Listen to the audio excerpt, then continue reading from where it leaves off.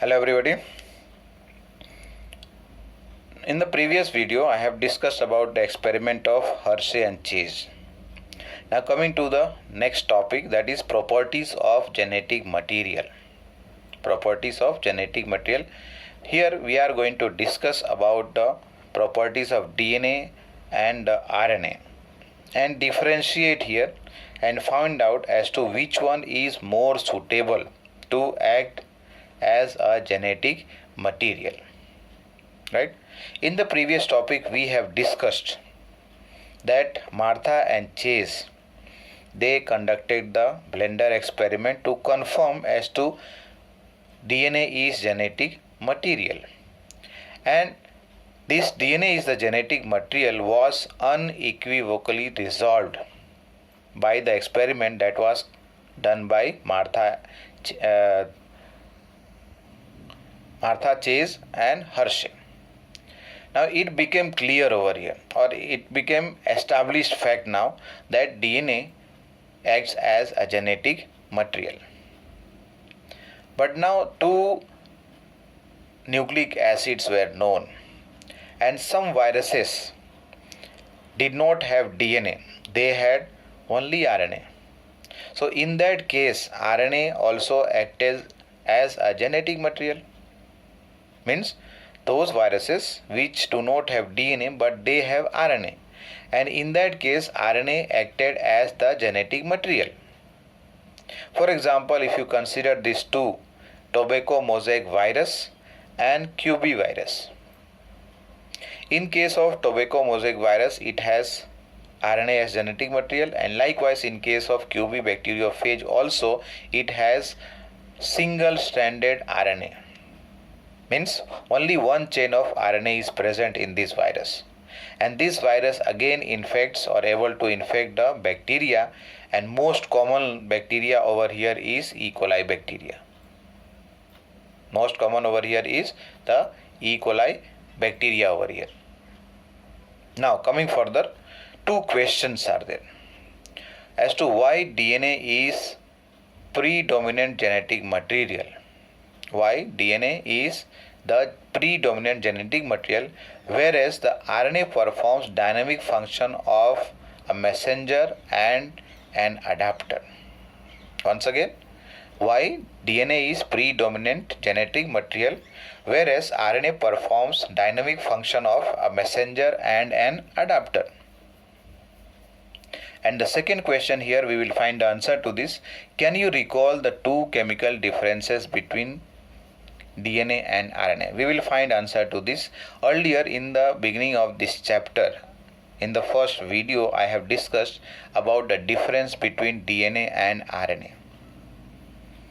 Now let us find out here the answer to first question, that is why DNA is predominant genetic material.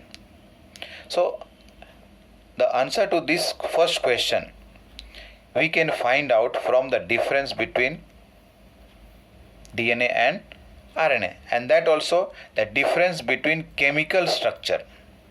If you remember, in the earlier videos I have discussed about the structure of ribose sugar and deoxyribose sugar, one of them. And second thing, I have discussed also about the uracil and thymine, that in case of thymine a methyl group is attached onto the fifth carbon of uracil.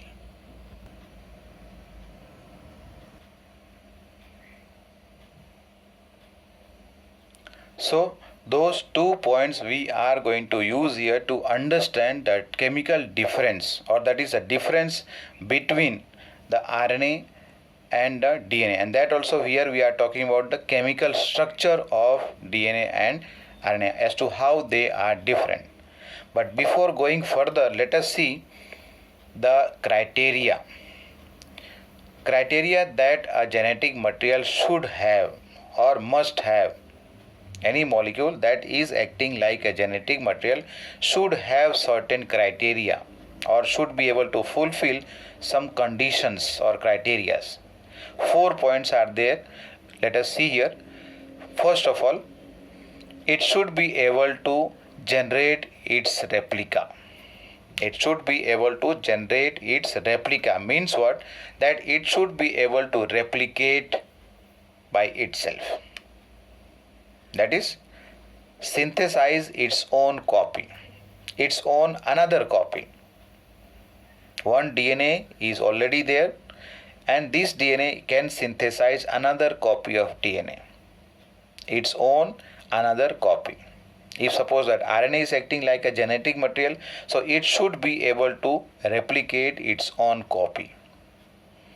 The second point, that it should be able, or it should be stable. First of all, it should be stable chemically and structurally. Means what? The genetic material should be able to, or should be remaining stable both chemically and also structurally. It should not be changing from time to time.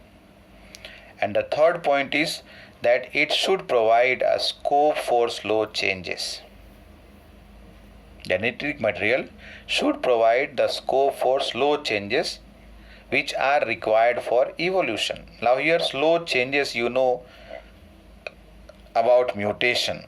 Means what? This genetic material should also prepare or provide a scope for slow changes, like mutation should be coming, or mutation should be taking place in the genetic material so that it changes slowly, and due to that slow change, what happens here? Evolution can take place. And the fourth and last point over here, that the genetic material should be able to express itself in the form of Mendelian character. Genetic material should be able to express itself in the form of Mendelian character. Now here, if you note down here, some words I have underlined. So this I am going to use to discuss these 4 points separately when we distinguish or differentiate between the property of the DNA and the RNA, to find out as to which one is most suited to act as a genetic material to carry the information, genetic information, from one generation to another generation. Now let us examine each of these requirements or criterias that we have just now discussed here. The first point that I had taken here, I have underlined here, that is, the genetic material should be able to generate its replica. Generate its replica means it should be able to synthesize its own another copy. So let us see in case of DNA and RNA. Now if you remember, when we discussed about the double helix structure of DNA, at that time we have discussed about the rules of base pairing. Adenine pairs with thymine, guanine pairs with cytosine. So that means here, because of this rule of base pairing, and then about the chain, when we talk complementary chain, that means the base pairing and also the complementarity, both DNA and RNA have the ability to synthesize their own copy. And due to that only, if you remember, in RNA viruses we have discussed that first of all RNA is utilized, or with the help of RNA a DNA is synthesized, and then with the DNA or with the help of DNA mRNA synthesis takes place. Later on the protein synthesis takes place with the help of mRNA. So here both the DNA, that is, and the RNA, both the nucleic acids over here are having, or they are going to follow the rules of base pairing and complementarity, means complementary chain. Here we are discussing on the complementary chain. Let us say the template chain, the original parental chain is having A, so on the complementary chain it will come as T in case of DNA, but if it is RNA, then that will come as U. In place of T, U will come. The second point, if you see here, the other molecule in living system, like let us say protein, earlier it was thought to be the genetic material. So other material or other molecule cannot do with the same criteria, or cannot fulfill the criteria over here for self replication. The other molecules in the living system, such as proteins, fail to fulfill the first criteria itself. Means protein cannot synthesize another copy of protein by itself. It needs the help of DNA and RNA. So that means here in the first case, in order to generate its own copy, DNA and RNA, both of them can do that. Second point, stable chemically and structurally. That means whichever molecule is acting like a genetic material, that should be able to be stable. First of all, stabilize itself both chemically and also structurally. Now here, when we had discussed about the structure of nucleotides, you know about the the structure of ribose sugar and also the deoxyribose sugar, and then the 5 different kinds of nucleotides, or otherwise let us say here nitrogenous base: adenine, guanine, cytosine, thymine and uracil. And in case of RNA, it is the deoxyribose sugar, ribose sugar, and DNA has deoxyribose sugar. The difference in both of them: RNA has ribose sugar which has a OH group attached to on the second carbon, which makes it more reactive and susceptible to hydrolysis. So that all we are going to discuss in this point, that is stable chemically and structurally. The first thing is what? That the genetic material we have discussed in this second point, that is in the criteria, that the genetic material should be stable. It should not change according to its life during its life cycle. Means in the organism, the genetic material should not change with age, with the change in age or physiology inside the cell or the organism. So that means here stability is important here. Stability is very important property of the genetic material here. And that already we have seen in case of the experiment that was carried by Griffith, and later on that was confirmed as to what was the transforming principle. What was the transforming principle that was done by 3 scientists later on. Now this we can also understand in the light of DNA, that what happens, complementary chain over here. In Griffith experiment, when we had discussed about the third, that is the injecting the dead S strain of bacteria. Dead S strain of bacteria, when it was injected into the mouse was alive. And the fourth one, that is when the S strain bacteria were heat killed and mixed with the R strain bacteria injected into the mouse died. Means what? The DNA of the S strain bacteria had entered into the R strain bacteria. Over there heat was used, and because of the heat the DNA must have got degraded. But later on again, how did it enter, or how did it transform the R strain of bacteria? Let us see this point. Stability is one of the properties of genetic material that was evident in the Griffith transforming principle itself, that heat which killed the bacteria at least did not destroy some of the properties of genetic material. Because of heat, bacteria was killed, but still the genetic material was intact. It did not get destroyed, and due to that only it was able to transform R strain of bacteria into S strain. This can be understood in the light of DNA, that two strands being complementary, when the two chains are present in the DNA, right, they are complementary to each other.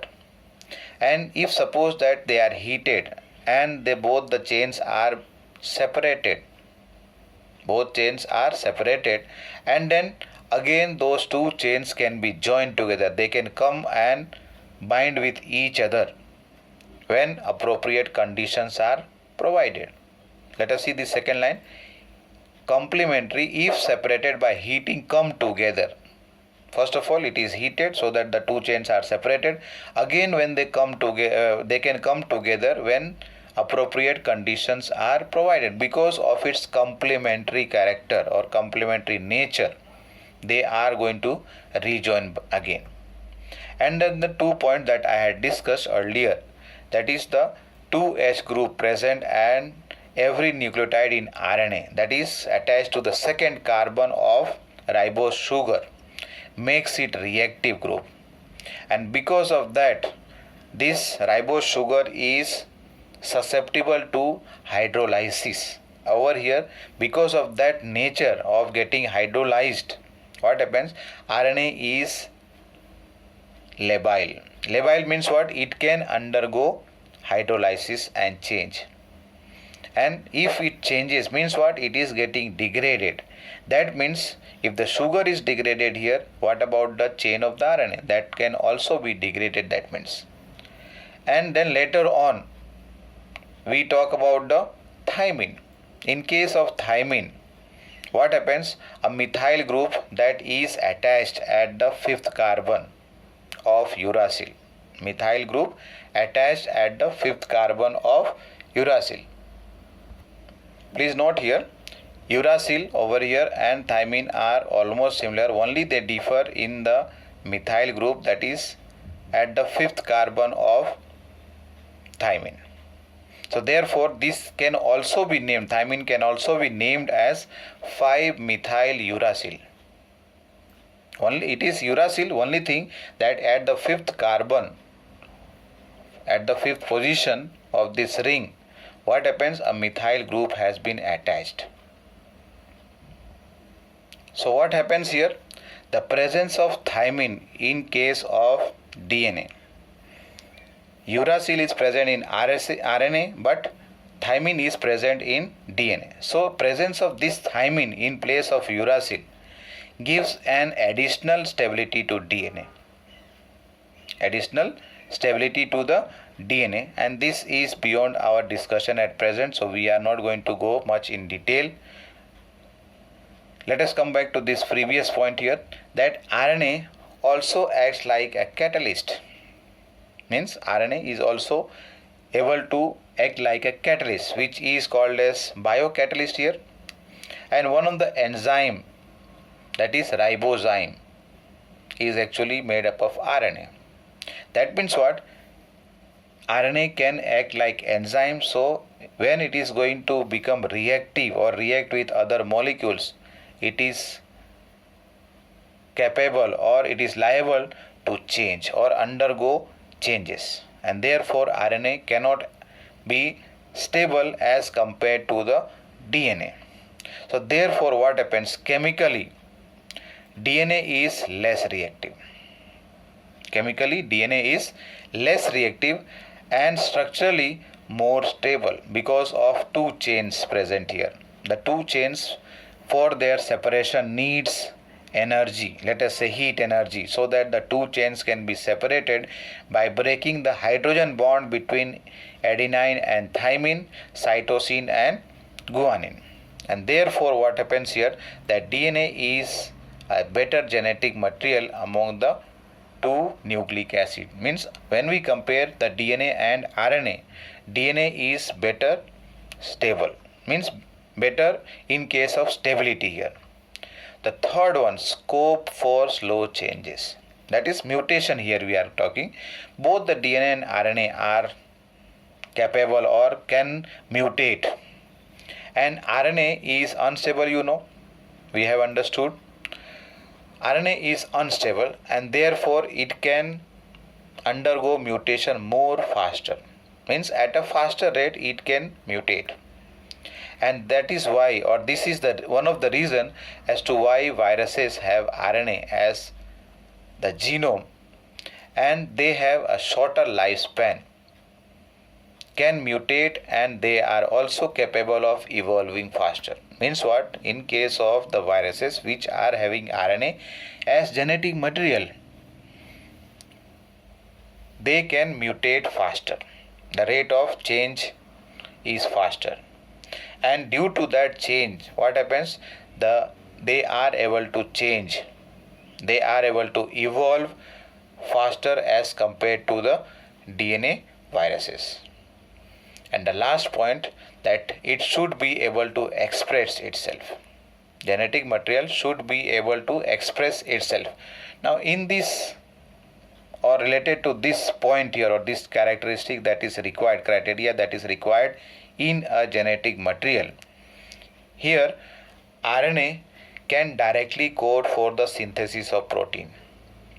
RNA can code for the synthesis of protein chain, but DNA cannot do it directly. DNA needs, or otherwise DNA needs the help of RNA. You know about the DNA, it is transcribed into mRNA, and then later on mRNA can be translated into protein.